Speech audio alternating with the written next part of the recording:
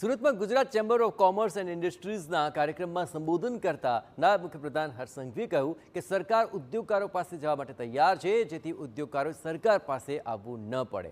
તેમણે ઉદ્યોગમાં અપાતી સબસિડી અંગે પણ કહ્યું કે જેમને એવું લાગતું હોય કે સબસિડી મેળવવી ખૂબ અઘરી છે, તો એવું નથી। પહેલાં પ્રતિ દિવસે સરેરાશ 230 ફાઇલ ક્લિયર થઈ જતી હતી, જે હવે વધીને પ્રતિ દિવસે 480 ફાઇલ્સ ક્લિયર કરવામાં આવી રહી છે। ઉદ્યોગથી અનેક લોકોને રોજગારી મળી રહી છે અને ગુજરાત ઉદ્યોગની અંદર અગ્રેસર છે। છેલ્લા 3 મહિનામાં 22,380 ફાઇલ્સ ક્લિયર થઈને એમને સબસિડી મળી ગઈ છે। 22,380 પહેલા પ્રતિ દિવસ 230 સ્પીડે ફાઇલ નીકળતી, આપણે ગાડી જેમ સ્પીડે નીકળે એમ 230 ફાઇલો દરરોજ રાજ્ય સરકારમાંથી ક્લિયર થતી હતી। હવેનો આંકડો 480 સુધી પહોંચાડવામાં અમારા ઇન્ડસ્ટ્રી કમિશનર અને ટીમને